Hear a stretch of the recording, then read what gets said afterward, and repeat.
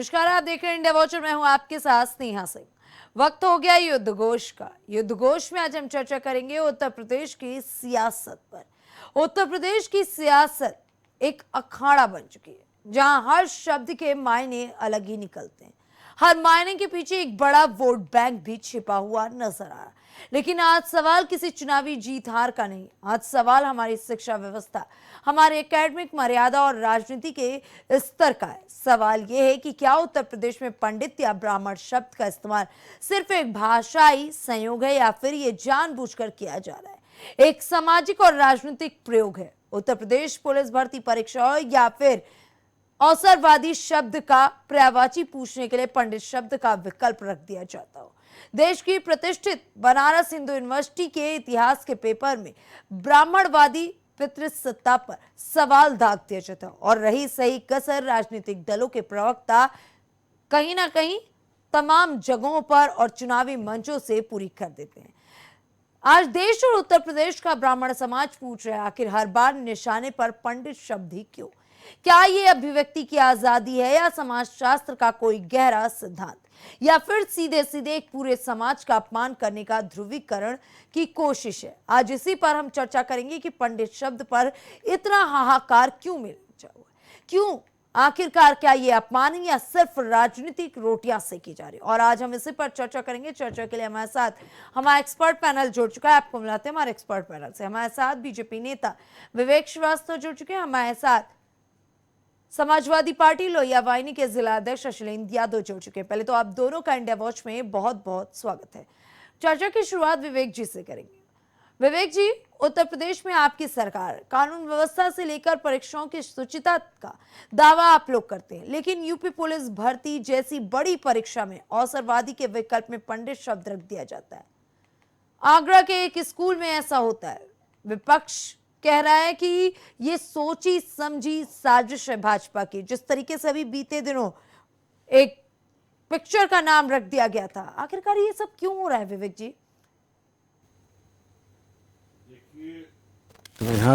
जी,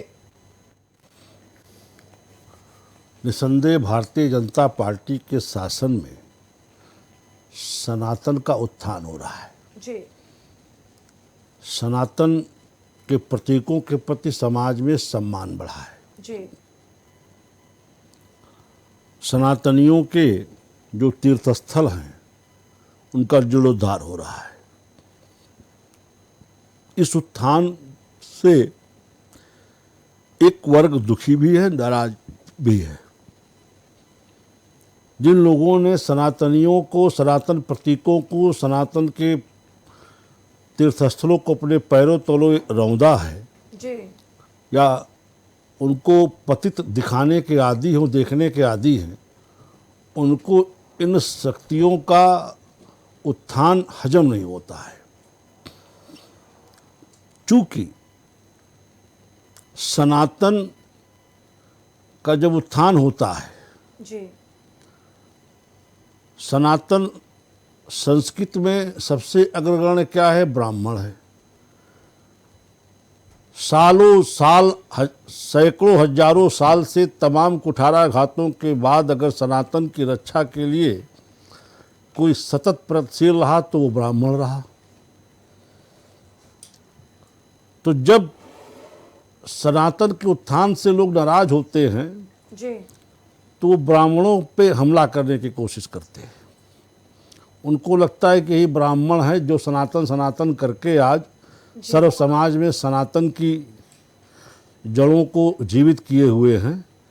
अगर ब्राह्मणों पे हमला करके इनको नेस्तनाबूद कर दिया जाए तो सनातन को स्वयं पतन हो जाएगा।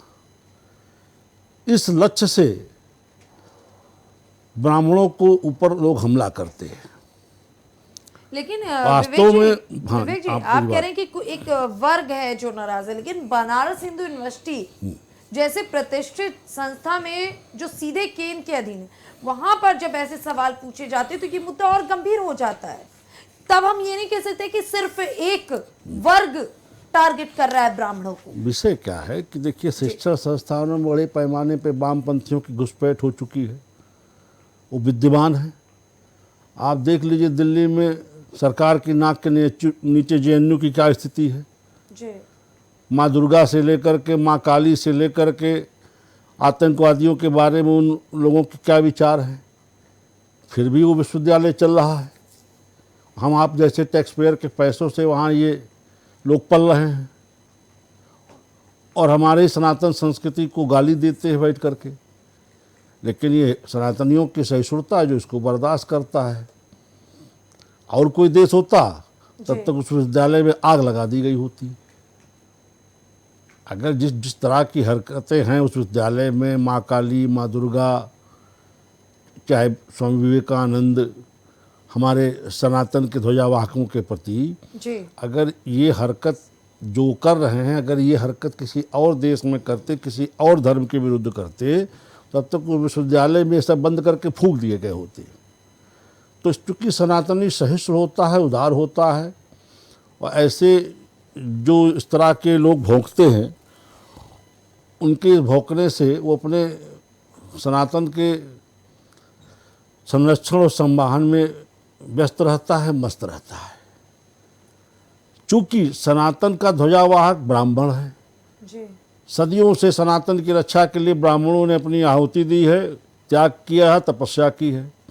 तो अब उस वर्ग को लगता है कि सनातन को ऐसे नहीं निपटा पाएंगे तो लोग ब्राह्मणों को निपटाने की कोशिश किया जाए, ब्राह्मणों पर हमला किया जाए, ब्राह्मणों का चरित्र खंडित किया जाए, उनके बारे में समाज में गलत धारणा लाई जाए। आपने देखा फिल्मों में कितना ब्राह्मणों के ऊपर उपहास उड़ाया गया, कितना ब्राह्मणों को कुटिल दिखाया गया। भारतीय फिल्में जो हमारे आपकी टैक्स से चलती थी, उसमें भी ब्राह्मण को लालची, लोभी, कपटी, लाला को घूसखोर, बहन बेटियों पे बुरी निगाह डालने वाला, और हमेशा उसमें एक फादर थे, वो बड़े उदार होते थे, मौलाना तो और उदार होते थे, बाकी सारा छल कपट।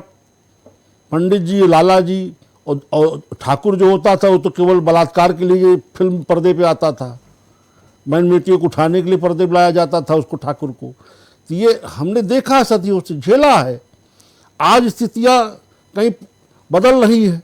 आज हमारा प्रधानमंत्री काशी विश्वनाथ में जब पूजा करने जाते हैं तो त्रिपुट लगा के निकलते हैं, रामलला के दरबार में साष्टांग दंडवत होते हैं, सोमनाथ में जाके साष्टांग दंडवत होते हैं, माँ मैं राष्ट्रपति आज हमारी रामलला के दरबार में दंडवत होती हैं, श्री गोवर्धन जी की परिक्रमा करती हैं।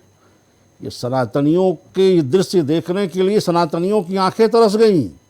सच पूछिए तो सनातन आज अपने आप को महसूस करता है कि हमने स्वतंत्रता देखी है, गुलाम वंश देखा, मुगल काल की गुलामी देखी, अंग्रेजों की गुलामी देखी, 70 साल की इनकी गुलामी देखी, आज़ादी के बाद की। आज सनातनी अपने आप को आज़ाद पाता है, उसको लगता है कि हाँ हमारा नेता आज महादेव के दरबार में नतमस्तक है। सच पूछिए तो सनातनी इन दृश्यों को देखने के लिए तरस गए। यहाँ तो ऐसी सरकारें रही है कि राष्ट्रपति रामलीला मैदान में भगवान राम की रामलीला में आरती करने में संकोच करते थे, उनके मस्तक पर तिलक लगाने में उनका शक्ल खंडित हो जाता था।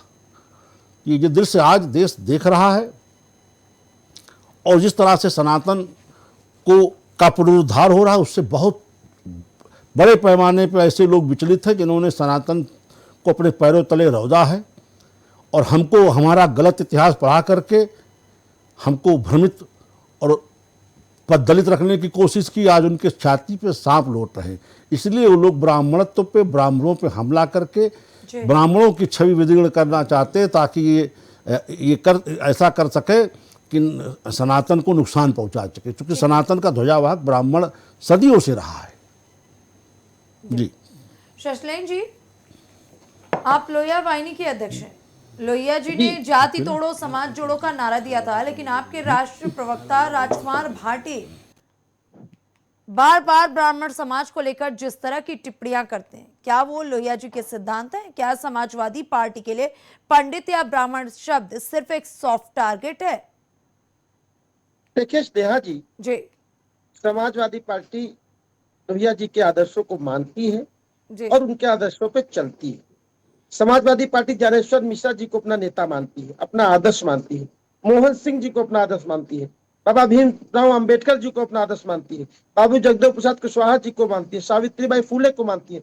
तमाम ऐसे नेता हैं जिन्होंने इस देश की उन्नति के लिए अपने या तो प्राणों की आहुति दी या इस देश को प्रगति के मार्ग पर ले गए। दूसरी बात, देखिए जातिवाद तो होना ही नहीं चाहिए। अगर व्यक्ति, भाई जाति व्यक्तियों में कहाँ होती है, ये तो यहां समाज में बना दी गई। दूसरी बात, अभी मैं श्रीवास्तव जी को सुन रहा था। देखिए भारतीय जनता पार्टी की सरकार ने 2014 से इस देश में है और पिछले 9 वर्षों से, 9 वर्ष का लगभग 9.5 वर्ष हो गए इस प्रदेश में भारतीय जनता पार्टी की सरकार। इस देश की जनता का ध्यान जो उसके मूलभूत मुद्दे हैं, शिक्षा, स्वास्थ्य, रोजगार, उससे हटाने के लिए भारतीय जनता पार्टी के लोग अपने एजेंटों द्वारा, अपने ही एजेंट भेजकर ऐसे सिस्टम करते हैं। भाई ये लोग पहले पोंगा पंडित फिल्म लाए कि नहीं लाए? क्यों ले आए भाई पोंगा पंडित फिल्म? इस फिल्म के लाने से ऐसा क्या ब्राह्मणों का सम्मान बढ़ेगा? फिर दूसरा काम इन्होंने किया, यूपी पुलिस भर्ती परीक्षा का हिंदी प्रश्न पत्र आया और उसमें एक क्वेश्चन आया स्नेहा जी, जो हम लोग पढ़ते थे छोटी क्लासों में, वाक्यांश के लिए एक शब्द होता था। तो एक क्वेश्चन आया अवसर के अनुसार बदल जाने वाला, और विकल्प में लिखा गया पंडित, अवसरवादी, निष्कपट और सदाचारी। ये तो ब्राह्मणों का अपमान है ना? किसने बनाया? क्या समाजवादी पार्टी या कांग्रेस के नेता ने प्रश्न बनाया था क्या उसको? और फिर अभी एक प्रश्न आया बीएचयू में एमए इतिहास की परीक्षा में, एक प्रश्न आया कि ब्राह्मणवादी पितृसत्ता ने प्राचीन भारत में महिलाओं की प्रगति से किस तरह बाधा डाली जी। ये प्रश्न बस किसने बनाया? बीएचयू यूनिवर्सिटी, जो हिंदुओं की यूनिवर्सिटी है। ये कोई समाजवादी पार्टी के नेता ने तो नहीं बनाया। देखिए भारतीय जनता पार्टी के लोग, इस देश की जनता शिक्षा, स्वास्थ्य, रोजगार की बात न करे। वह देश का नागरिक ये न पूछे कि नीट की परीक्षा क्यों लीक हुई। अभी ऋतिक मिश्रा लखीमपुर का एक साथी है, युवा साथी है, नीट की परीक्षा जब लीक हुई उससे आहत होकर उसने आत्महत्या कर ली। स्नेहा जी, नीट की परीक्षा किस तरीके से लोग 2-2, 4-4 बार तैयारी करते हैं, तो 4-6 लाख रुपए खर्चा करते हैं। सुशीलेंद्र जी, नीट परीक्षा और पेपर लीक का मुद्दा तो अपने आप में बहुत गंभीर है, लेकिन स्नेहा जी, आज जो बात तो मुद्दा सुनिए। उस पे वापस आते हैं। मेरा सवाल था, जब आपने विरोध जताया, तो अच्छी बात भारतीय है। जनता, मेरी बात सुनिए, भारतीय जनता पार्टी के नेता जनता का ध्यान भटकाने के लिए ये कभी धर्म की बात करते हैं तो कभी जात की बात करते हैं। तो ये जो ब्राह्मणों का अपमान भारतीय जनता पार्टी के लोग कर रहे हैं ना, तो ये उनकी विचारधारा के लोग हैं। भाई ये कब से ब्राह्मणों को मानने लगे? अभी आपने देखा किस तरीके से शंकराचार्य, जो जिनकी हम लोग पूजा करते हैं हिंदू धर्म में, अभिमुक्तेश्वर को, उनके 76 को गिरा दिया। उनके साथ जो बाल बटुक चल रहे थे उनकी शिखा खींच के जमीन पे पटक दिया। अरे भाई, शिखा तो हिंदू धर्म और सनातन के प्रतिष्ठा का प्रतीक होती है। और उसके बाद क्या किया? उनके साथ जो 80 वर्ष का बुजुर्ग चल रहा था स्नेहा जी, उसको योगी की पुलिस ने जूतों से मारने की बात करेंगी। ये क्या सनातन की बात करेंगे? ये किसी भी तरीके से सत्ता को हासिल करना चाहते हैं, चाहे धार्मिक उन्माद पैदा करके, चाहे सनातन की बात करके। इस देश की जनता शिक्षा, स्वास्थ्य, रोजगार की बात न करे, इसलिए बीच बीच में ऐसे मुद्दे लाया करते हैं। ठीक है, हमारे साथ वरिष्ठ पत्रकार सुनील त्रिपाठी जी जुड़ चुके हैं। सुनील जी, नववर्ष में पहले तो आपका बहुत बहुत स्वागत है। सुनील जी, आप उत्तर प्रदेश की राजनीति और समाज को बहुत करीब से देखते हैं। ये जो परीक्षाओं में बार बार पंडित और ब्राह्मण शब्द को एक अलग तरीके से दिखाने की कोशिश की जा रही है, इस्तेमाल किया जा रहा है, यूनिवर्सिटीज में ब्राह्मणवादी शब्दावलियों का प्रयोग होना, क्या ये वाकई सिर्फ प्रश्न पत्र बनाने वालों की अज्ञानता या लापरवाही है, या इसके पीछे उत्तर प्रदेश की राजनीति का कोई गहरा अंडर करंट है या एजेंडा चल रहा है? देखिए स्नेहा जी, ये कोई नई बात नहीं है। हमारा समाज मुगलों से लड़ता आया, इसलिए लड़ता आया, अपने लिए नहीं लड़ा। इस सनातन को बचाने के लिए जो आज ब्राह्मण गाली दे रहे हैं बैठे, अगर ये सनातन न होता, ब्राह्मण न होता, तो आज कलमा पढ़ते होते आप। मैं तो यही कहूंगा, जिस तरह से मुगलों ने जुल्म किया है। लेकिन ये एक अंतर्राष्ट्रीय साजिश चल रही स्नेहा जी। जी, ब्राह्मण सनातन का रक्षक है और इतिहास गवाह है। आज का सोशल मीडिया देख रहा हूं, कोई चंद्रशेखर जी का खबरी बता रहा है कि चंद्रशेखर जी की हत्या ब्राह्मण कराए, कोई वीर सावरकर जी को कह रहा है। मैं उन विद्वानों से पूछना चाह रहा हूं कि तुम्हारे पुरखों ने कितने सरकट आए, हमने 1 कुंटल जनेऊ दिया इतिहास के पन्नों में औरंगजेब को, किस लिए दिया? मैं भी चाहता, मतलब मेरा समाज चाहता स्नेहा जी, तो कन्वर्ट हुआ था। कन्वर्ट हुआ था क्यों सर काटे जाते हमारे, क्यों बहन बेटियों की हमारी हत्या होती? वो इतिहास के पन्नों को शायद आप लोग भूल गए हो। और ये मत सोचो कि सनातन का ध्वजावाहक अगर इस देश में नहीं रहेगा तो तुमको कलमा पढ़ने में देर भी नहीं लगेगी। जिस तरह से आप देख लीजिए बांग्लादेश में, पाकिस्तान में, अन्य जगहों पर जिस तरह से हिंदुओं की हत्याएं हो रही, हिंदुओं की संख्या कम हो रही है, वहां ब्राह्मण नहीं देखा जा रहा मेरे मित्रों, मेरे देशवासियों, वहां हिंदू देखा जा रहा है। या तो आप कह दीजिए कि हम अपना धर्म छोड़ रहे, परिवर्तन कर रहे हैं। और स्नेहा जी, आप भारत की सीमाओं से लेकर के अंतरिक्ष तक ये ईश्वर कृपा है कि ब्राह्मण बैठा हुआ है। बिल्कुल न बैठा हो तो बता दिए। सरहद पर सवर्ण बैठा हुआ है। लाशें जो आती हैं वहां से, वो हमारे भाइयों किसकी आती हैं, आप लोग भी देखे होंगे।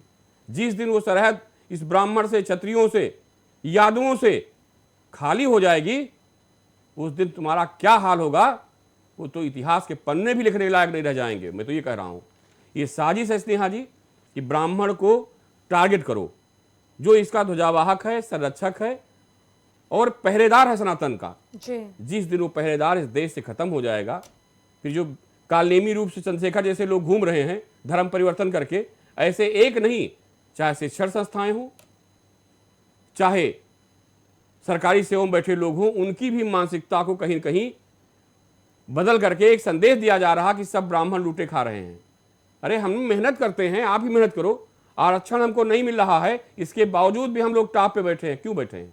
अपनी मेहनत और परिश्रम के बल पर। और जो परिश्रम कर रहा है वो चाहे दलित हो, चाहे पीड़ित हो या पिछड़ा हो, स्नेहा जी आज देखिए मुख्यधारा में जुड़ा कि नहीं जुड़ा है। जुड़ तो वही नहीं रहे हैं जो 5 किलो राशन लेकर के कोस रहे हैं ब्राह्मणों को बैठ करके कि जहां देखो वहां ब्राह्मण दिखाई पड़ रहा है। मेरी मेहनत देखो, मेरे समाज की मेहनत देखो कि आज भी अगर IAS PCS परीक्षाएं होती हैं तो सवर्ण कितना % आ रहा, क्यों आ रहा, इस पर चिंतन करो। आप अपने बच्चों को उस लायक बनाइए जिन जिन ने, दलितों ने, पिछड़ों ने बनाया है, उनके बच्चे आज राष्ट्रपति तक हैं इस देश में। हम आपके हक की बात नहीं कर रहे हैं, ये आपको गुमराह करके काटने की तैयारी चल रही है स्नेहा जी। जिस तरह से आसपास अत्याचार मचा है वो भारत में बचाने वाला ब्राह्मण ही है। और मैं इतिहास में जाना चाह रहा हूं कि अंग्रेजों से पंगा लेने वाला, बिगुल बजाने वाला कौन था? मंगल पांडे था। तो हमको उसका भय नहीं है। हम जिस दिन इस दिन नहीं होंगे, लोग कहते भारत छोड़ो, कोई दिक्कत नहीं, आप छुड़वा दीजिए, फिर देखिए क्या हाल होता है इस देश में। इसलिए हाजी ट्रंप का एक बयान आया था, मुझे वो बयान आज भी याद आ रहा है, इस सब साजिश से पहले, कि भारत के संसाधनों पर विशेषकर ब्राह्मणों का अधिकार है। ब्राह्मण यहां नहीं बैठा है, दुनिया में आप देख लीजिए, जिस देश में जाता है वहां काम करता है। हम मेहनत से काम करते हैं, ईमानदारी से काम करते हैं। जिस ईश्वर को आप गाली देते हो उसकी साधना करके हम आगे बढ़ते हैं। ठीक है, एक बार साधना करके देखो ना। आप क्या कहोगे, भगवान कहाँ है? गणेश जी को बताओगे अरे तो गोबर की मूर्तियों से बनते हैं। ऐसी धारणा रखने वाले लोग कैसे आगे बढ़े स्नेहा जी? और ये साजिश है, हमको नहीं खत्म करने की साजिश है, ये हमारे पूरे हिंदू समाज खत्म करने की साजिश है। मैं निवेदन करना चाह रहा हूं कि ऐसे कालनेमियों से, भीड़ियों से आप बचें। आप हमको नष्ट करके अपने आप को सुरक्षित नहीं रख सकते हैं। ठीक है, विवेक जी से जवाब लेते हैं। विवेक जी, सुनील जी बता रहे हैं कि ये बाहरी देशों से साजिश की जा रही है भारत के हिंदुओं को समाप्त करने की। वो बता रहे हैं बहुत मुश्किल समय है। दूसरी तरफ अभी शशलेन जी भी सवाल उठाए थे, क्या हो रहा है भाई, आपका खुफिया तंत्र कहाँ है, या शिक्षा मंत्रालय सोया हुआ है क्या? क्या माना जाए, आपका सिस्टम ऐसी गलतियों को रोकने में नाकाम है? आखिरकार चाहे BHU की बात कर लें या UPSI पेपर की बात कर लें या आगरा के एक मामूली स्कूल की बात कर लें या फिर जो पिक्चर बनाई जा रही है उनकी बात कर लें, ये सारी चीजें कहीं ना कहीं आपके ही कंट्रोल में है ना? सरकार तो आपकी है ना? बिल्कुल स्नेहा जी, सरकार हमारी है और हम उसके लिए जिम्मेदार भी, हम इस पे लगातार कार्रवाई भी कर रहे हैं। कौन सी कार्रवाई हो रही है? एक कार्रवाई UPSI पेपर में आप लोगों ने अगर कठोर कार्रवाई की होती तो ये BHU जैसी संस्था में ये सवाल क्यों पूछ दिया जाता? जो वर्तमान में जो इस तरह के कानूनों के तहत कार्रवाई का प्राविधान है, हम उसी के तहत तो कर सकते हैं। अब कोई नया कानून तो इसके लिए है नहीं। जो है उस पर तत्काल कार्रवाई की जा रही है। आप देख लीजिए, मैंने अभी आपको पहले डिटेल में सारी चीज़ें बताई कि सालों से जो वामपंथी और देश को सनातन को पद्दलित दिखाने की विचारधारा के लोग सिस्टम में घुस के बैठे हैं, वो जगह जगह अपना कारनामा कर गुजरते हैं। लेकिन अगर आप उन वामपंथियों को लेकर के कहीं ना कहीं अलर्ट नहीं रहेंगे तो ऐसी घटनाएं आगे भी देखने को मिलेंगी। और विवेक जी, सबसे बड़ा सवाल ये है कि आपके दिखाए गए सपनों को लेकर के जनता हमेशा आपको चुनती आई है, और अब अगर ब्राह्मण को हमेशा टारगेट किया जाएगा तो कहीं ना कहीं जनता का भरोसा तो आपसे हटेगा ना। जनता वो वामपंथी या तमाम लोगों पर बाद में बोलेगी, पहले तो उनका भरोसा आपसे ही हटेगा। क्यों सुनील जी? बिल्कुल सही है। विवेक जी जवाब। देखिए स्नेहा जी, ये ब्राह्मणों को अच्छी तरह मालूम है जी कि उनकी बात किस शासन में सुनी जाती है, कौन उनके लिए चिंतित है, और कौन उनको आज़ादी के पहले अभी सवा मन जनेऊ का किस्सा सुनील जी ने बताया ही, औरंगजेब के समय का, और आज़ादी के बाद भी जिस तरह से भारतीय फिल्मों में ब्राह्मण को कुटिल और छुआछूत फैलाने वाला दिखाया गया, कपटी दिखाया गया, ऐसा तो नहीं कि बिना सरकारों की मर्जी के दिखाया गया। सेंसर बोर्ड तो तब भी था, बिल्कुल। और आज देखिए घूसखोर पंडित फिल्म बन रही थी तो सरकार ने उस पर FIR करा के कार्रवाई कर दी, सब कुछ बदलना पड़ गया उनको। तो ये आज की सरकार है, आज की ताकत है हमारे सनातनियों की। तो ब्राह्मणों ने जिस सनातन का संरक्षण किया है, आज वो सनातन उनकी ताकत है। धर्मो रक्षित रक्षता, जिस धर्म की रक्षा ब्राह्मणों ने अगर गणे होकर के की है, आज वो धर्म उनकी रक्षा कर रहा है, सामने दिख रहा है। जी। जिस शिखा की बात अभी ससलेन जी कर रहे थे कि हिंदू शिखा रखते हैं, पूछिए समाजवादी पार्टी में कितने लोग शिखा रखते हैं? अखिलेश जी रखते हैं क्या? स्वयं ससलेन जी रखते हैं क्या? जी। आज एक समय ऐसा भी था स्नेहा जी कि शिखा रखना, तिलक लगाना, कलावा पहनना, ऐसा इनके बारे में माहौल बना दिया गया था कि हिंदू इससे परहेज करने लगा था। इसको ऐसा मानता था जिससे अपमान के सूचक हों। आज उसी तिलक लगाने में लोग अपना सम्मान समझते हैं, शिखा रखने में अपना सम्मान समझते हैं। समाजवादी पार्टी वाले क्या समझते हैं, अभी पूछ के देख लीजिए कि शिखा रखते कि नहीं रखते ये लोग। तो खैर, आज सनातन के प्रतीकों के प्रति समाज में सम्मान बढ़ा है, और सनातन के तीर्थों का, सनातन के तीर्थस्थलों का पुनरुद्धार हो रहा है। सनातन की ताकत दिख रही है। अब आपको ताकत समझना हो तो ऐसे समझिए कि अमेरिका के एक प्रमुख रणनीतिकार ने क्या कहा कि भारत में सारे तेल पर ब्राह्मणों का कब्जा है, कहा। और जबकि पेट्रोल टंकी किसके पास नहीं है जी। लेकिन आपने देखिए किस तरह का विषय आ रहा है। तो ऐसा नहीं है, लगातार सनातनों की इस बढ़ती ताकत से आज सनातनी एकजुट है। नरेंद्र मोदी तीसरी बार प्रधानमंत्री हैं। ये ताकत दुनिया की आंखों में खल रही है। सही बात है, भारत के उत्थान से दुनिया विचलित है।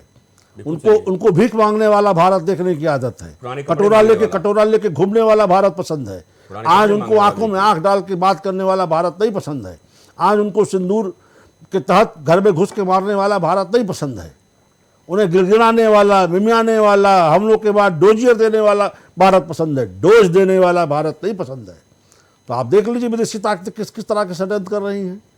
उन्होंने इस विषय को समझा कि सनातन की मजबूती क्या है, उसके पीछे ब्राह्मण है। ब्राह्मणों ने सनातन की रक्षा की है अपना बलिदान दे करके। अगर गढ़ है ब्राह्मण तो ब्राह्मणों पे हमला किया जा रहा है। बाहर से भी हमले हो रहे हैं, अंदर भी वामपंथी ताकतें जहां मौका पाती था अपने हरकतों से बाज नहीं आती हैं, उनके ऊपर कार्रवाई भी की जा रही है। क्योंकि नियम कानून सब आप जानती हैं, देश की स्थिति क्या है।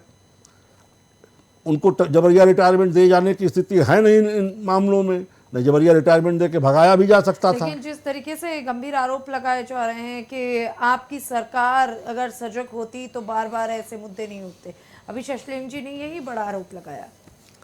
देखिए, ससलेन जी जिस मानसिकता से ग्रस्त हैं, जी, सनातन की पता नहीं किस मुंह से बात करते हैं। इन्हीं के शासनकाल में सनातनियों के ऊपर गोलियां चली, इन्हीं के शासनकाल में शंकराचार्य की गिरफ्तारी हुई। अभी जिस विवेकानंद जी की बात करें तो जिसको शंकराचार्य बताते फिर रहे थे, वो तब भी उनके प्रमुख शिष्य थे, आज भी वो उत्तराधिकारी के रूप में हैं। उनके ऊपर लाठियाँ इनके शासनकाल में चली। अभी बता रहे बटकों की शिखा नोची गई, शिखा को हिंदुओं सनातनियों का प्रतीक बता रहे हैं। जरा पूछिए कितने लोग समाजवादी पार्टी में शिखा रखते हैं? अखिलेश जी रखते हैं क्या? स्वयं सचलेन जी रखते हैं क्या? कौन तिलक लगाता है इनकी पार्टी में? तो ये इनको इस विषय में चर्चा का कोई अधिकार है भी कि नहीं है, ये तो आप तय कर दीजिए, क्योंकि आपने इन्हें चर्चा का अवसर दिया है। मैं तो नहीं समझता कि इनको है इस विषय में बोलने का अधिकार। क्यों? उनके प्रवक्ता ने भी तो लगातार अभी ब्राह्मणों को लेकर इन शब्दों का इस्तेमाल किया। तो मैंने कहा ना कि जो ब्राह्मणों को इस तरह से गाली दे रहा है, जाटों को गाली दे रहा है, गुजरों को गाली दे रहा है, यादवों में गरिया रहा है, यादवों को भी गाली, किसी छोड़ा क्या उसने भाटी ने? अब ऐसे लोग इनकी पार्टी में, तो इनके ऊपर क्या मैं टिप्पणी करूं? शशलेन जी जवाब दीजिए। देखिए स्नेहा जी, मैं विवेक श्रीवास्तव जी को सुन रहा था। ये जो घटनाएं अगर समाजवादी पार्टी की सरकार में होती ना, तो ये लोग अब तक विधवा विलाप कर रहे होते। अब इन्होंने कहा कि सचलेन जी सिखा नहीं रखते, अखिलेश यादव जी सिखा नहीं रखते। देखिए, सिखा रखना या रख रखना वो अलग बात है। क्या जो लोग सिखा नहीं रखते क्या वो हिंदू नहीं है क्या? देखिए, श्रीवास्तव जी के हिसाब से, भारतीय जनता पार्टी के नेताओं के हिसाब से, जो लोग भारतीय जनता पार्टी में हैं वही हिंदू हैं। अन्य दलों में जो हिंदू लोग हैं उनको हिंदू नहीं मानते, उनको हिंदू नहीं मानते। जो भारतीय जनता पार्टी में है उन्हीं को हिंदू मानते हैं। मैं एक बात पूछना चाहता हूँ विवेक श्रीवास्तव जी से, सनातन की बात कर रहे थे, ये बताइए, पूजा करना, आस्था करना, चोटी रखना, ये व्यक्ति का अपना आंतरिक मामला है। बिल्कुल, हम पूजा करते हैं लेकिन हम वीडियो दिखाते नहीं कि हम फोटो खींच के डाले हम पूजा कर रहे हैं। भाई आस्था का विषय है। हम हनुमान चालीसा पढ़ते हैं, सुबह उठे 5-10-15 मिनट हनुमान चालीसा जितना भी समय हुआ पढ़ा और चल दिए। ये हम दिखाएंगे नहीं विवेक श्रीवास्तव को। हमने बहुत लोगों को देखा है कि लोग नौटंकी बहुत करते हैं। देखिए, सनातन का मतलब है अच्छे विचारों पे चलना, व्यक्ति के अच्छी विचार होना चाहिए, उसके अंदर जातिवाद नहीं होना चाहिए। आपने कहा कुछ लोग नौटंकी बहुत करते हैं, हाँ, दिखाते हैं कि नहीं हम हिंदू हैं, हिंदू होने का नाटक करते हैं। हिंदू से तात्पर्य सिर्फ इतना है स्नेहा जी कि हम अच्छे मार्ग पे चलें। किसको आप बता रहे हैं कि लोग नाटक करते हैं? आप बताएं ना, किसको नौटंकी बता रहे हैं आप? कौन नाटक करता है? बताएं, नाम लेके बताएं। ये बहुत बड़ा बयान आपने दिया है कि कुछ लोग नाटक करते हैं। आप नाम लेके बताएं ना। आपने शब्द का इस्तेमाल किया क्योंकि तमाम लोग हैं जो वाकई। स्नेहा जी, मैं नाम क्यों लूं? खुद समझे जो लोग नाटक करते हैं जी, खुद समझे जो लोग नाटक करते हैं। क्या करते हैं? देखिए, खुद समझे कि नाटक करते हैं, हम नाम क्यों लें? आप कह रहे हैं तो आप बताएं ना, नाटक आपके समझ में क्या आता है? क्या नाटक उसमें? हम बताते हैं आपको, बताइए। श्रीवास्तव जी हम बताते हैं। कोई जरूरी नहीं कि जो व्यक्ति टीका और चंदन लगाए वही पूजा करता है। तो मतलब जो टीका और चंदन लगाता है वो नाटक करता है। शशलेन जी, बहुत ही ये बहुत अजीब बयान आपने दिया। जो अभी आपने शुरुआत, एक मिनट रुके विवेक जी। शशलेन जी, आपने कहा कि ये स्वेच्छा है इंसान की, फिर आप कह रहे हैं कि कोई जरूरी नहीं कि जो टीका लगाए और चंदन करे वो पूजा पाठ करता है। तो क्या मतलब आप ये कह रहे हैं कि जो लोग टीका लगाते, चंदन लगाते, वो नाटक करते हैं? ये बहुत ही बेतुका बयान हुआ आपका। मेरा कहने का तात्पर्य स्नेहा जी है कि बहुत लोग, स्नेहा जी, ये इनका आपत्तिजनक बयान है। ये लाखों करोड़ों साधु संतों को गाली दे रहे हैं, जो हमारे सन्यासी त्रिपुंड लगा करके, आज भस्म लगा करके विचरण कर रहे, सबको गाली दे रहे हैं। ये आपत्तिजनक स्नेहा जी, ये चर्चा चलने योग्य नहीं है। इन्हें कहीं क्षमा मारे। ये तिलक टीका चंदन वालों के बारे में अपने विचारों से कान पकड़ के क्षमा मारे कहिए। ये आपत्तिजनक बयान है स्नेहा जी। ये करोड़ों सन्यासियों को ये अपमानित कर रहे हैं। सुनिए मेरी बात सुनिए। जैसे मैं टीका नहीं लगाता तो क्या मैं हिंदू नहीं, मैं पूजा नहीं करता? किसने कहा? मतलब कोई नहीं है कि जो मेरा कहने का तात्पर्य इतना है, बहुत लोग समाज में ऐसे जो टीका नहीं लगाते लेकिन वो पूजा करते हैं, वो सनातनी है। बाकी विवेक श्रीवास्तव जी इसमें जो जोड़ना चाहे जोड़ सकते हैं। दूसरी बात देखिए, अभी आप भाटी जी को कह रहे थे पार्टी जी ने जो बात कही थी, उन्होंने ऐसा नहीं कि ब्राह्मणों के लिए ही कहा था, उन्होंने एक सूक्ति ऐसी कही थी जो अन्य समाज के लिए भी कही थी। उसके बाद उन्होंने बताया कि ये ऐसी ऐसी सूक्तियां थी जो हमें नहीं मानना चाहिए। उसके बाद अगर किसी को भावनाएं आहत हुई थी तो उन्होंने माफी भी मांगी थी, सामूहिक माफी मांगी थी। भाई जिस बात से आप सहमत नहीं उसको कहते क्यों हो? दूसरी बात आप बोलिए। स्नेहा जी, तिलक और टीके को लेकर जो इनका बयान बहुत आपत्तिजनक बयान है, बिल्कुल इन्हें कहिए कि इस विषय से पल्ला झाड़े, क्षमा मांगे। श्रीवास्तव जी, मेरे बयान से क्षमा मांगने से अगर आप कहा क्षमा मांगने में कोई आपत्ति नहीं है, लेकिन मेरी बात को समझिए त्रिपाठी जी, समझ रहे हैं मैंने क्या कहा? मैंने ये बात कही, बुद्धिमान प्रवक्ता हैं, हैसियत हो तो कहो गोल टोपी लगाने वाले चोर हैं, आतंकवादी, क्यों नहीं कहते? इस तरह के बयान पार्टी नुकसान किसी धर्म के बारे में मैंने नहीं कहा। तो यहाँ हिंदुओं को क्या चूतिया समझते हो कि टीका टिप्पणी चर्चा करके चले जाओ, हम चुपचाप बैठे रहेंगे? जैसे आपने कहा कि सत्येंद्र यादव क्या सिखा रखते, तो मैंने कहा रखते हो तो बताओ। अभी आपने कहा कि सिखा, लोग सिखा नहीं रखते। रखते हो, सिखा हो तो दिखाओ, फिर क्यों कहते हो? आप ही ने तो बोला ना सिखा के बारे में। मैंने इसलिए बोला, अभी मुक्तेश्वर के साथ जो बाग बटुक चल रहे थे उनकी शिखा को पटका गया, तो आप लोगों ने क्यों नहीं बोला? क्यों? अभी आप स्नेहा जी इनका रिप्ले दिखाइए, उन्होंने क्या बोला है। शिक्षा जो होती है वो सनातन के लिए बहुत जरूरी होती है, ठीक। फिर आपने अभी दोबारा एक बयान दिया शशिलेन जी, वाकई वो बयान बड़ा आपत्तिजनक बयान था। आपने कहा कि कुछ लोग नौटंकी करते हैं, कुछ लोग नहीं दिखाते हैं, पूजा पाठ करते हैं, वो अच्छी चीज है। रुकिए रुकिए शशिलेन जी, आपकी चूक, आपसे चूक हो गई जरा सी। शशिलेन जी, आपसे जरा सी चूक हो गई है। इसका मतलब ये नहीं कि मैं हिंदू नहीं हूँ, मेरा कहना तो यही चीज ना, तो आपको ये कहने की क्या आवश्यकता है कि जो लोग दिखावा करते हैं या जो लोग टीका लगा के घूमते हैं वो नौटंकी कर रहे हैं? ये वाकई आपकी बहुत बड़ा। भाई मैं तिलक लगाता हूँ, मेरी आस्था है, आप मुझे नौटंकी वाला बता देंगे? लाखों साधु सन्यासी त्रिपुर तिलक लगा के घूम रहे हो, नौटंकी कर रहे हैं, क्या कहना चाहते हैं आप? है ऐसे तो कौन गोल टोपी लगाने वाले आतंकवादी है, क्यों नहीं कहते? गोल टोपी लगा के भी नौटंकी करता है। विवेक जी, विवेक जी रुके, शशिलेन जी रुके, सुनील जी, जिस तरीके से अभी चर्चा के दौरान ये एक बड़ा गंभीर मुद्दा उठ चुका है, पहले ये ब्राह्मण शब्द को लेकर के जिस तरीके से राजनीतिक गलियारों से लेकर के और अब एग्जाम पेपरों तक हाहाकार मचा, ऐसे में ये बयान क्या कह रहा है? आपका विश्लेषण हो क्या रहा है? क्या सिर्फ राजनीति करने के लिए कुछ भी कह दिया जा रहा है? देखिए स्नेहा जी, इस देश की जनता भी इसके लिए जिम्मेदार है। सत्ता पक्ष विपक्ष समस्याओं पर कोई चर्चा नहीं करता है जी। कहीं ब्राह्मण चर्चा हो रही, कहीं जात चर्चा हो रही, कहीं धर्म चर्चा हो रही है। पूरा देश आज इसी पर केंद्रित हो गया। अरे सत्ता और विपक्ष तो छोड़िए, अब तो एग्जाम में भी यही आ रहे हैं। तो एग्जाम में क्यों आ रहे हैं? देखिए स्नेहा जी, मैं भारतीय जनता पार्टी को भी इसका दोषी मानता हूं। आपकी सरकार में मैं नरेंद्र मोदी जी को धन्यवाद दे रहा हूं। ऐसे पहले प्रधानमंत्री हैं जो त्रिकुंड लगा करके सनातन प्रचार करते हैं या धर्म को मानते हैं।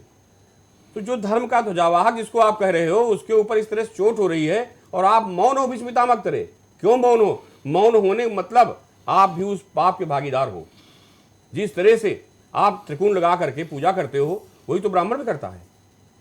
और अगर आपके ऊपर जरा से कहीं कटाक्ष होता है तो वो कहीं बैठा हुआ व्यक्ति भारत कोने में खोज लाया जाता है और ब्राह्मणों से सरेआम गालियां मिल रही है। तो मैं भाजपा को इससे क्लीन चिट नहीं दे सकता हूं, क्योंकि आपकी सरकार है जो इस तरह बयान दे रहा है। लगाइए मुकदमा, उस पर भेजिए जेल। हमारे संविधान में बहुत चीजें दी गई कह रहे हैं, अभी आपने सुना सुनील जी, विवेक जी ने कहा कि जो नियम है, जो कानून है, उसी के आधार पर क्यों घूसखोर पंडित एफआईआर नहीं किया गया लखनऊ में? स्नेहा जी, घूसखोर पंडित कलाकारों डायरेक्टर की पूरी टीम के ऊपर एफआईआर नहीं लखनऊ में दर्ज कराया सरकार ने। धन्यवाद योगी जी को। कुछ छोड़ा क्या हमने? बिल्कुल सही करे हो आप करके देख लीजिए। सनातन किसान गुस्ताखी, बीएचयू में पेपर आया है, कार्रवाई होगी? बिल्कुल कार्रवाई होगी। ठीक है, अब उम्मीद की जाए कौन पेपर बनाया है, कौन सेट किया है, कोई बख्शा नहीं जाएगा। विवेक जी, यूपीएसआई के पेपर में आया, कार्रवाई की। आगरा में एक स्कूल में पूछ लिया गया, आप लोगों ने कार्रवाई की। फिर बीएचयू जैसी संस्था में यही सवाल आ जाता है, अभी भी आप कह रहे हैं कार्रवाई। मतलब बैक टू बैक इतनी मजबूत ये घुसे हुए वामपंथी कीड़े हैं, मतलब कहते ना कि डर बचा ही नहीं है लोगों के ये दिमाग में। घुसे हुए वामपंथी कीड़े हैं, निकाल के फेंकिए ना। वही किया जा रोक रहा है? बीआरएस समाजवादी पार्टी रोक रही है, कांग्रेस बीआरएस रोक ला रही के वही किया जा रहा है जिसमें विपक्ष ने हाय तौबा मचाई। जबरिया रिटायरमेंट का फैसला करके वही किया जा रहा था, इन कीड़ों को निकाल बाहर फेंका जा रहा था, जिसमें विपक्ष ने हाय तौबा मचाई। ये घुसे हुए सिस्टम में वामपंथी कीड़े हैं। सुनील जी कैसे, मतलब देखिए- लग रहा है कि स्थितियां सामान्य होंगे? स्नेहा जी, जी इस तरह का माहौल तो मैंने पत्रकारिता के जीवन में कभी नहीं देखा है। किसी सरकार मैंने अभी तक नहीं देखा, चाहे कांग्रेस सरकार रही हो, चाहे बसपा सरकार रही हो, चाहे सपा सरकार रही हो, जिस तरह से ब्राह्मण को टारगेट किया जा रहा है। मायावती ये कार्यक्रम थोड़ा जरूर देखा उन्होंने, तिलक तराजू तलवार का नारा दे करके, और उसके बाद फिर उन्होंने भी माफी मांगी। और ये तीनों तिलक तराजू तलवार ऐसे हैं कि अगर कोई क्षमा मांग लेता है, इतिहास रहा हमारे क्षत्रियों का, गला काट दिया गया क्षमा के ऊपर उनका। पृथ्वीराज चौहान की आंखें निकाल ली गई, क्यों निकाल ली गई? क्षमा किया उन्होंने। ये हमारा धर्म है, हमारा धर्म कट्टरपंथ नहीं है। ससलेज जी, हमारे धर्म में सांपों, बिच्छुओं को, पेड़ों को पूजा जाता है, वो सनातन है। हम एक धर्म की बात नहीं करते हैं, कट्टरवाद बात नहीं करते हैं। हमारा धर्म विशाल है, जो भी आता है उसको हम शरणागत मान करके अपने पार रख ले, जो सांप हो, बिच्छू हो, पेड़ हो, मनुष्य हो। अच्छा सुनील जी, आप एक वरिष्ठ पत्रकार भी हैं जी और ब्राह्मण भी हैं जी, आप इस पूरे नैरेटिव को कैसे देखते हैं? देखिए स्नेहा जी, जी थोड़ा हमको वक्त दे दीजिएगा। जी 24 चुनाव आ रहा था, जी अखिलेश जी के वहां स्वामी प्रसाद मौर्य जी पहुंच गए। तब भी मैं 1 दर्जन चलो बात उठाया हूं इस बात को कि स्वामी प्रसाद मौर्य जी वहां खाली इसलिए गए हैं कि उस समय भारतीय जनता पार्टी से ब्राह्मण परेशान था। जो मुझे राजनीतिक गलियारों से खबर मिल रही थी, वो ब्राह्मण समाज समाजवादी पार्टी तरफ कहीं जाता हुआ दिख रहा था। जी स्वामी प्रसाद मौर्य जी पहुंचे, वहां पहुंचने के बाद जिस तरह से रामचरितमानस, देखिए सनातन का सबसे बड़ा धर्म तो मैं नहीं कह सकता हूं, लेकिन सबसे ज्यादा आस्था रामायण में होती है। गांवों से लेकर शहरों तक लोग रामचरितमानस करते हैं, तब घर में प्रवेश करते हैं। उस ग्रंथ को चौराहे पर जलवाया गया, नोचा गया, इसलिए कि ब्राह्मण समाज उधर न पहुंच सके, और ब्राह्मण फिर भाजपा तरफ बैक हो गया। अखिलेश जी का क्या हालत हुआ?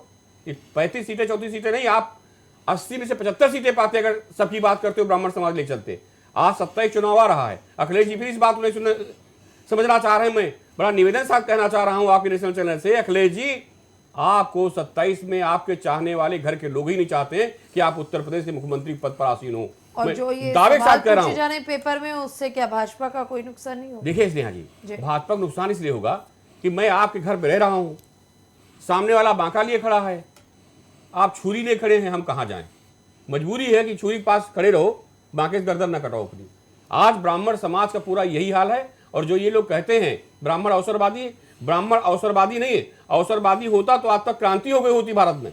जिस तरह से हमारे समाज गाली मिल रहे हैं स्नेहा जी, 2-4-10% लोग छोड़ को चर्चा करता है, करता बता दीजिए। ब्राह्मण कभी मदद करता हो बता दीजिए हमको। हमारे ब्राह्मण कितने नेता हैं उत्तर प्रदेश में? एक नेता बता दीजिए जो ब्राह्मण बात करता हो। हाँ, कब करता है? जब उसको वोट लेने की जरूरत पड़ती है। अभी एक ब्राह्मण गरीब हो, बेटी शादी ले जाए, 5-10 हजार रुपया नहीं रह जाएंगे, लेकिन 5 स्टार होटलों में उड़ाने के लिए लाखों रुपया उड़ा देंगे। तो हम कैसे माने ब्राह्मण नेता कोई हमारा है? समस्या इस बात की, भारतीय जनता पार्टी में ब्राह्मण है और उसका सम्मान भी हुआ स्नेहा जी, लेकिन यहां भी कुछ वामपंथी बैठे हैं, विवेक जी आपके वहां भी बैठे हैं, जो इस तरह की बातें करके ब्राह्मण को अपमानित कर रहे हैं। और अब ब्राह्मण ऐसी स्थिति में आ गया स्नेहा जी, ये तो क्षत्रिय समाज धन्यवाद देना चाह रहे, करणी सेना समेत, ब्रजभूषण जी जैसे समेत, राजा भैया जैसे समेत नेता ब्राह्मण साथ खड़े हुए हैं। ब्राह्मण नेता कितने बोले बता दीजिए? मैं दोनों क्षत्रिय नेताओं को धन्यवाद दे रहा हूं नेशनल चैनल से। उन्होंने कहा तो कि ब्राह्मण हमारा पूज्य, ब्राह्मण साथ खड़े हुए हैं। आप हमारे साथ मत खड़े होइए, अपना भविष्य सुनिए। हमारा तो इतिहास रहा, हमने गला दिया है, गर्दन दिया इस देश के लिए, फिर दे देंगे एक बार। लेकिन आपका क्या हाल होगा इस देश में जिस दिन हम नहीं रहेंगे, उस पर आप चिंतन कीजिए। इसलिए आज ही 27 चुनाव आ रहा है। 27 चुनाव में अखिलेश जी की सरकार ना बने, इसलिए उधर से भी भाटी जैसे लोग बोल रहे हैं। और मैं बड़ा निवेदन साथ कह रहा हूं, वो छोटा पत्रकार स्नेहा जी, मायावती जी को आप देख लीजिए, साइलेंट नजर आती हैं बिल्कुल। और उन्होंने बात अच्छी भी कही कि अगर आप गाली दे के दंगा करके चले जाओगे तो एक ही गांव में रहोगे, चाहे दलित हो, चाहे बैकवर्ड हो, चाहे ब्राह्मण हो, रहना उसी गांव में, उसी मोहल्ले में रहना है। ये तो है नहीं कोई चला जाएगा यहाँ से। बिल्कुल। उनकी इस बात का संदेश जो गया है स्नेहा जी गांवों तक, वो कहीं न कहीं ब्राह्मण चुप है, चाणक्य चुप था, वंश बदल दिया, राज बदल दिया उसने। ब्राह्मण को ज्ञान भगवान देता है, जिसकी शरण में पलता पोसता है। आप देख लीजिए 27 चुनाव रहा है मेरे ससलेन जी, आपकी पार्टी जहां खड़ी थी फिर वहां खड़ी हो रही है। अखिलेश जी ऐसे नेताओं पर सख्ती से कार्रवाई कीजिए, एक के जाने से पार्टी नहीं बैठ जाएगी। आगे मैं बार बार कहता हूं, अगर मुलायम सिंह जी होते तो भांति नहीं, किसी का औकात नहीं थी इस तरह बयान दे देता। इतना बड़ा अयोध्या कांड हुआ स्नेहा जी, कोई एक नेता बोला हो नेताजी के अतिरिक्त, वो पार्टी अनुशासित थी। आज आप वहां चूहे बिल्ली बोल रहे हैं। अखिलेश जी, फिर आप उम्मीद करते हो कि 27 में हम जीत के आएंगे? यही भाजपा की चाल आप समझ नहीं पा रहे हो। 27 आ रहा है, फिर भाजपा लौट के आगे स्नेहा जी, देख लीजिएगा। ठीक है विवेक जी, पक्ष के साथ मुद्दे पे फाइनल कमेंट।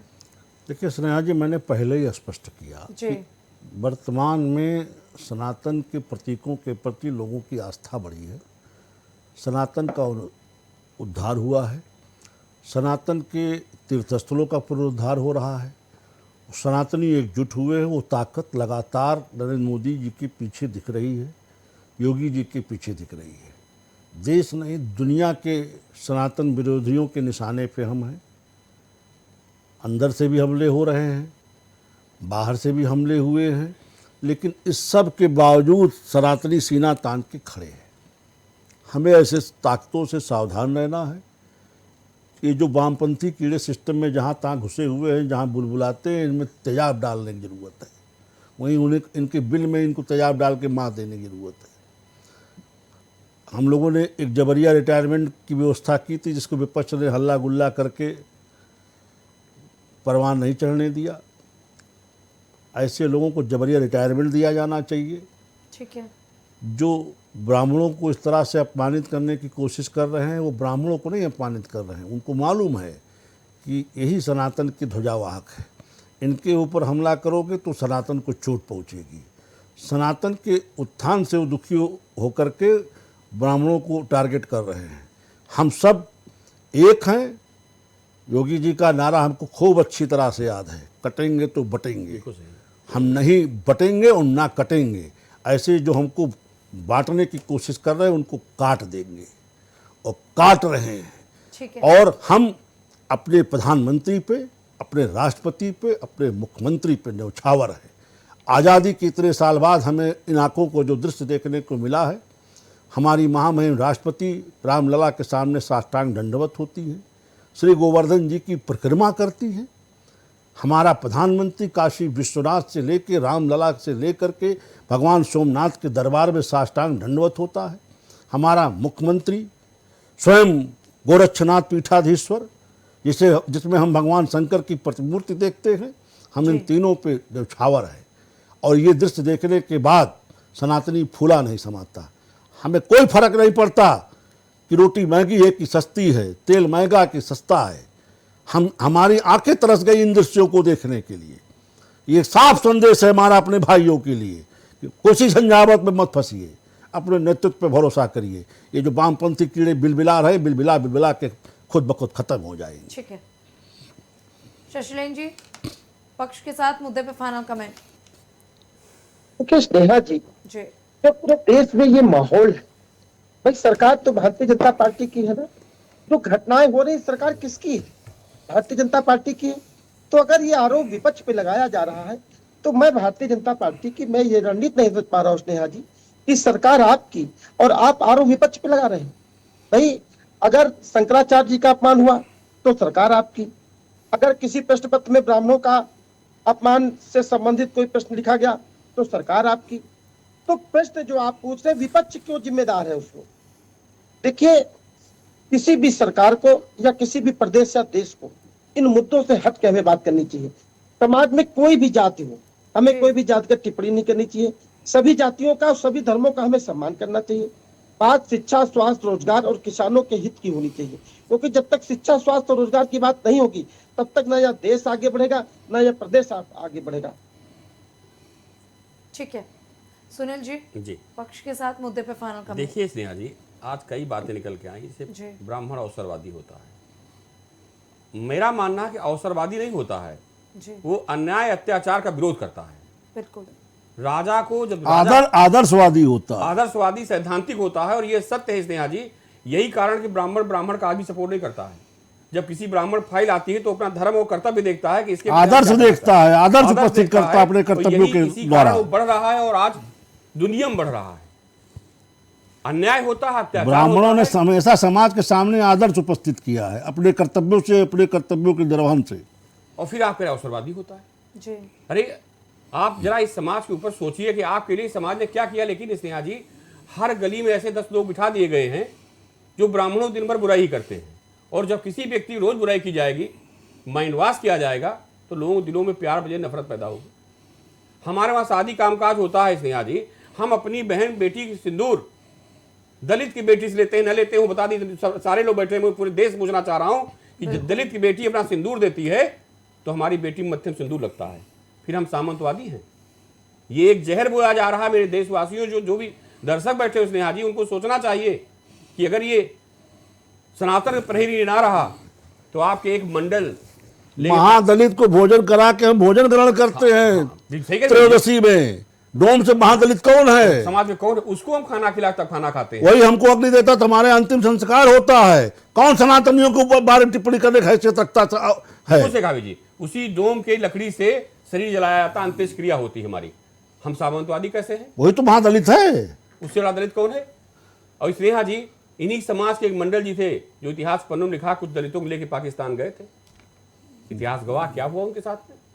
तो आप जागिए, और ऐसी नफरतें जो पैदा कर रहे हैं लोग राजनीतिक चक्कर में, उनको समझने का प्रयास कीजिए कि आखिर इस देश में ब्राह्मण को ही क्यों टारगेट किया जा रहा है।